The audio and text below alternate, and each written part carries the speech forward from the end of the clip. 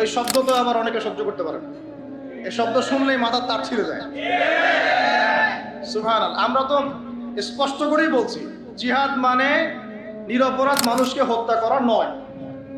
কি জিহাদ মানে নিরপরাধ মানুষকে হত্যা করা নয়।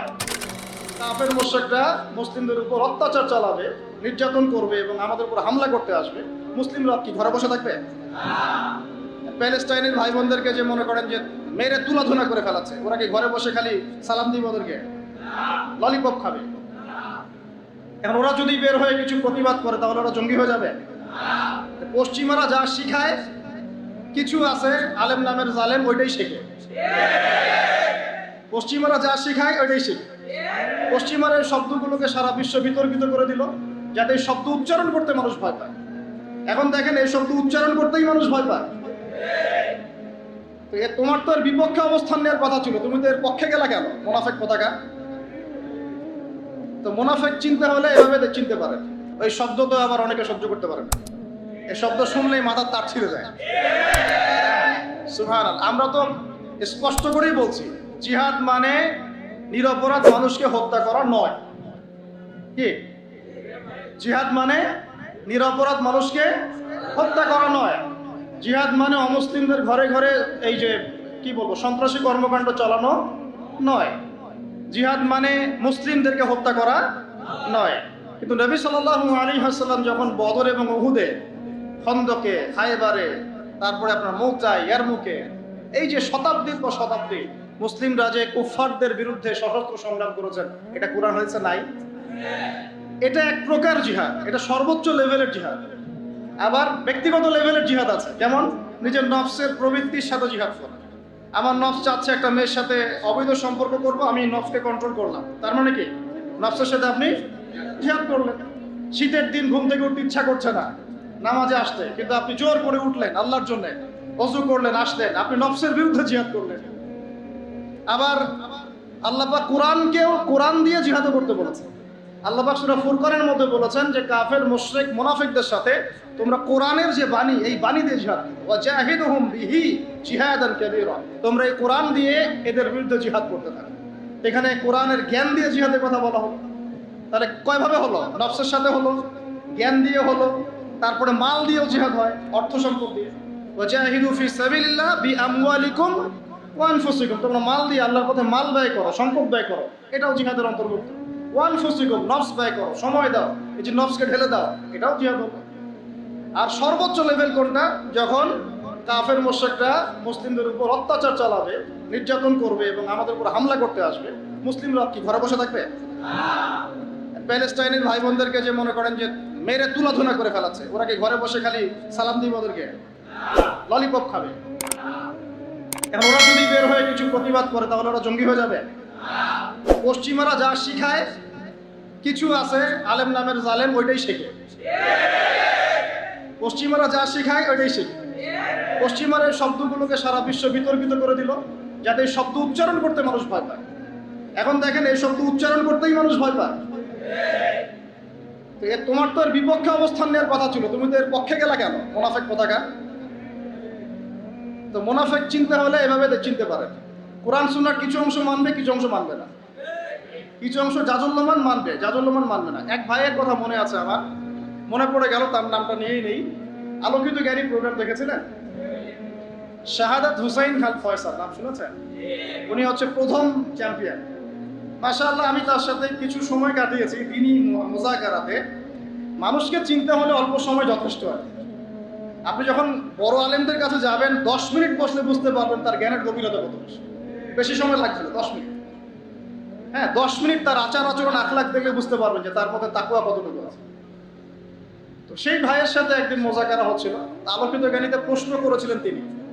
মানে সবাই পরীক্ষা দিবে, তিনি প্রশ্ন করছেন, ওনাকে দায়িত্ব দেওয়া হয়েছে। তো অনেকে ওনাকে জিজ্ঞাসা করছিল যে ভাই আপনি তো বদর, উহুদ, খন্দক, হুদায়বিয়া এইসব নিয়ে বেশি প্রশ্ন করছেন, এই জন্য আবার অনুষ্ঠান বন্ধ না করে দেয়। কথা বুঝতে পারছেন? তখন সেই ভাই আমার সামনে একজনকে জবাব দিলেন, জাস্ট আমি শুনলাম উনি কি বললেন। তিনি বললেন, এই যে আমার কাছে রাসূলের সিরাত আছে, সিরাত মানে তো বোঝেন, রাসূল সাল্লাল্লাহু আলাইহি ওয়াসাল্লামের জীবন, রাহিকুল মাকতুম বা যে কোনো বই, রাসূলের সিরাত আমি তোমাকে দিলাম, তুমি এখন এই সিরাত থেকে মাগাজি মানে রাসূল সাল্লাল্লাহু আলাইহি ওয়াসাল্লামের অভিযান, বুঝতে পারছেন কি কথা? গাজওয়া এবং সারিয়া, যেগুলোকে মাগাজি বলি আমরা, তুমি রাসূলের সিরাত থেকে মাগাজিগুলোকে বাদ দিয়ে বাকি সিরাত আমাকে দাও দেখি, কতটুকু সিরাত দিতে পারো আমাকে। বুঝতে পারেন? এখন রাসূলের জীবনে আমি তোমাকে দিয়ে দিলাম, এখান থেকে সব মাগাজিগুলা, গাজওয়াগুলা, সারিয়াগুলা বাদ দিয়ে দাও, বাদ দিয়ে আমাকে একটা সিরাত দাও দেখি, পারো নাকি? বুঝতে পারছেন কথা? মানে রাসূল সাল্লাল্লাহু আলাইহি ওয়াসাল্লামের জীবনের একটা বড় অংশ জুড়ে এটাই আছে। মাদানী যুগের প্রায় 10 বছর কি এটাই আছে, মাক্কি জীবনে 13 বছরে নাই। ওইখানে আমরা কিভাবে করেছি? ওইখানে আমরা কথা দিয়ে করেছি, মাল দিয়ে করেছি, নফস দিয়ে করেছি। আর যখন আল্লাহ পাক মদিনায় ক্ষমতা দিয়েছেন তখন একেবারে সশস্ত্র করা। কি সমস্যা? একটা রাষ্ট্রের উপর যদি কুফাররা হামলা করে, মুসলিমরা চুপচাপ বসে থাকবে? তো এটা একটা ফলসিফিকেশন টেস্ট এখনকার যুগে। এই যুগে হক আর বাতিল চেনার একটা ফলসিফিকেশন টেস্ট আছে। পশ্চিমাদের গেলানো তন্ত্রমন্ত্র যারা কথা বলে এবং আরস্য মানে নিবদ্ধ করে, কোনো সন্দেহ নাই যে মনের মধ্যে তো নেফাক আছে, কোনো সন্দেহ নাই। আল্লাহ রসুল যদি এই যুগে থাকতেন তাহলে নামগুলো মেনশন করে বলতেন অমুক অমুক অমুক। এই যুগে তো তিনি নাই। একটা অ্যানাউন্সমেন্ট দিব, সেটা হচ্ছে ভাই, 2 ভাই আরো কিছু ভাই আছে তাদের সাথে, তারা মিলে আপনাদের ভৈরব বাজারের যে এলাকা, এখানে একটা দ্বীনি প্রতিষ্ঠান তারা করতে চান। এই জন্য পরামর্শক হিসেবে বা পরামর্শ করার জন্য তারা আমাকে জাস্ট দাওয়াত দিয়েছেন, এর বেশি কিছু না। তো ভেবেছিলাম যে জুমার খুতবা ধরতে পারলে কিছু বয়ান করার চেষ্টা করবো ইনশাআল্লাহ। আল্লাহ যেভাবে চেয়েছেন সেভাবে হয়েছে। জুমার পরে আপনারা কষ্ট করে বসে আছেন দেখতে আমারও খারাপ লাগছে। আপনারা ক্ষুধার্ত, গরমের মধ্যে কষ্ট পাচ্ছেন, আমি আলোচনা লম্বা করব, ঠিক আছে? এখন শিক্ষা নিয়ে জাস্ট কয়েকটা কথা বলে আমি শেষ করছি, ঠিক আছে ভাই? ইনশাআল্লাহ অন্য একদিন কথা হবে। আর যদি আপনাদের শিক্ষা প্রতিষ্ঠান হয়ে যায় তাহলে প্রতিষ্ঠান দেখতে তো আসবো ইনশাআল্লাহ। আচ্ছা, প্রতিষ্ঠান বেশি হলে কি সমস্যা? আচ্ছা, এখন ইলম নিয়ে কিছু কথা বলি, খুব মোটা দাগে কয়েকটা কথা বলি। আল্লাহ রাব্বুল আলামিন মহাজ্ঞানী সত্তা, সৃষ্টি করেছেন আদম আলাইহিস সালামকে।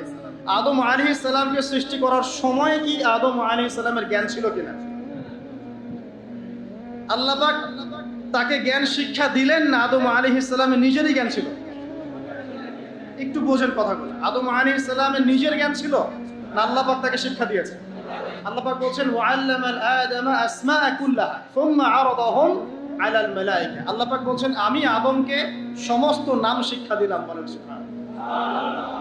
আদমকে সৃষ্টি করার পরে আল্লাহ পাক বলেন আমি আদমকে সমস্ত নাম শিক্ষা দিলাম। তাহলে জ্ঞানের উৎস কে? আল্লাহ। আমরা কি নিজে নিজে জ্ঞান পেয়েছি? আল্লাহ পাক আমাদেরকে জ্ঞান শিক্ষা দিয়েছেন। এখন আদম আলাইহিস সালামের সন্তান আমরা, বাই ডিএনএ আমাদের মধ্যে সেই জ্ঞান চলে আসছে আলহামদুলিল্লাহ। এরপরেও মানুষ অভিজ্ঞতা থেকে জ্ঞান শিখে, বুদ্ধি থেকে জ্ঞান শিখে এবং আল্লাহ পাকের ওহী থেকে জ্ঞান শিখে। কয়ভাবে শেখে ভাই? মানুষ বুদ্ধি থেকে জ্ঞান শিখে। এই বুদ্ধি থেকে কিভাবে? ওই বাই ডিএনএ জ্ঞানগুলো চলে আসছে আমাদের মধ্যে, আদম থেকে আস্তে আস্তে তার সন্তানদের মধ্যে আলাইহিস সালাম। দ্বিতীয় পদ্ধতি হচ্ছে আমরা সমাজে চলাফেরা করি, অনেক অভিজ্ঞতা হয়, অভিজ্ঞতার আলোকে আমরা জ্ঞান শিখি, তাই না? একবার যে রাস্তা দিয়ে গিয়েছেন ভুলেও সেই রাস্তা দিয়ে হাঁটেন না, কারণ কি? ওই রাস্তায় ছিনতাইকারী ধরেছে। অভিজ্ঞতা থেকে জ্ঞান শিখেছেন একটা, না ভাই? তো আচ্ছা, আরেকটা হচ্ছে আল্লাহ পাকের ওহী থেকে মানুষ জ্ঞান শিখে। আল্লাহ পাকের ওহী থেকে। ওহী কি জিনিস? আল্লাহ তার পক্ষ থেকে কিছু প্রত্যাদেশ পাঠান। কাকে পাঠান? কার উপর পাঠান? আল্লাহ পাকে নির্ধারিত নির্বাচিত কিছু বান্দার উপরে পাঠান। যেমন আদম একজন বান্দা, নূহ একজন বান্দা, ইব্রাহিম, মূসা, ঈসা, মুহাম্মদ সাল্লাল্লাহু আলাইহি ওয়াসাল্লাম, প্রত্যেক নবী রাসূল আল্লাহ পাকে নির্বাচিত বান্দা। তাদের প্রতি আল্লাহ পাক তার পক্ষ থেকে কি পাঠান? ওহী পাঠান। এই ওহীটা হচ্ছে জ্ঞানের চূড়ান্ত উৎস। জ্ঞানের কি ভাই? আল্লাহ পাক বলেন ওয়াকুলিল হাক্কু মির রাব্বিকুম, সত্য তোমার রবের পক্ষ থেকে আসে। ফামান শাআ ফালইউমিন ওয়া মান শাআ ফালইয়াকফুর, যার ইচ্ছা হয় সে সত্য গ্রহণ করুক, যার ইচ্ছা হয় সে অস্বীকার করুক। আল্লাহ বলেন আল হাক্কু মির রাব্বিক, সত্য তোমার রবের পক্ষ থেকে আসে। ফালা তাকুনান্না মিনাল মুমতারিন, তুমি সন্দেহবাদীদের অন্তর্ভুক্ত হয়ো না। তার মানে আমরা বুঝতে পারলাম সত্য কার পক্ষ থেকে আসে। এখন এই ওহী হচ্ছে জ্ঞানের চূড়ান্ত মানদণ্ড। এই ওহীর আলোকে যেটা সত্য সেটা সত্য, ওহীর আলোকে যা মিথ্যা সেটা কি বলেন কথা, আগে উসুলটা শেখেন। ওহির আলোকে যা সত্যতা কি, আর ওহির আলোকে যা মিথ্যা। ওহির আলোকে যেটা হক সেটাই হক, ওহির আলোকে যেটা বাতিল, ওহির আলোকে যা হালাল তাই কি, ওহির আলোকে যা হারাম। এখন যদি আমরা সমাজে বলি সুদ হালাল, চলবে? বলি কেন চলবে না? উত্তর কি দিবেন? কারণ ওহির আলোকে সুদ হারাম।